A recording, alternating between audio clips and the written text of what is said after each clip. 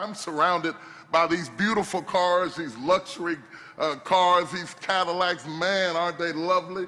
Absolutely marvelous. Big old wide rim tires, plush seating. It looks real good on the outside. Take this one over here. It's really, really special. I sound like I'm selling cars, don't it? But I'm after something. You just follow me. It's a really, really sharp. Look at that interior. How nice and plush it is. You get up in this boy, I tell you, got some, smells like it's new. Probably drives like it's new. It's lovely. It's wonderful. And anybody who was trying to pick a car, looking at this one, you'd probably go for it. It's all shiny and bright. You know, cars are kind of like people. If you just go by the outside, they look really good and really sharp because they prepared it just for you to look at, for you to enjoy, for you to be enticed, for you to be excited by. But man, let me tell you, I mean, now this one is beautiful. Smoke gray, big wide tires. This looks good. And everything's just as good as the rest of them. It looks as nice as the rest of them do. And then all of a sudden you fool around and you say, I'm just gonna check this out a little bit closer. Wait a minute, I got a problem. Somebody had to clean this thing out. This is a mess, y'all. They got all kind of junk in the trunk.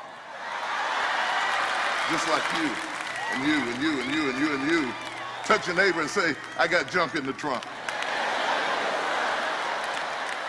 Yeah, that's right, everybody does. And this is what you don't know when you date them or when you meet them. You're so caught up with how they look on the outside. You're so caught up with externals. You're so caught up with the plushness of the way they talk and what they drive and where they live. And then you fool around, you start getting in here and you start seeing all this junk. I don't know whose car this is, but I know they've been to McDonald's. They've been to McDonald's because I can tell by the junk. They got, they had they had an oil change recently. Yeah, because they still got some Pennzoil in here. Yeah, they've had an oil change recently. They've been to Wendy's too. Oh, whoever owns this car likes to play games because I can tell by the junk they got in the trunk. It's all, they've been to Colonel Sanders too.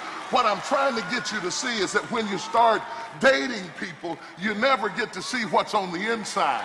You never get to realize that in spite of the slick talk or the nice looks or the shapely body or even the scriptures they quote or the way they walk or their gait or their presentation, you don't know that they got all of this junk. The junk comes from all the places they've been. You don't collect it in a day, but over years and years and years of not cleaning yourself out and getting yourself together, all of your past is represented by the junk you got left in your trunk. And then you get up in front of a preacher like me and we pronounce you man and wife and you get married and the honeymoon, and then the honeymoon is over and you get home and the next thing you know, all the junk comes out, just little by little. My God, it starts coming at you. Every time you turn around, there's all this stuff coming at you. I'm gonna show you how to deal with the junk in the trunk right after this. Josiah.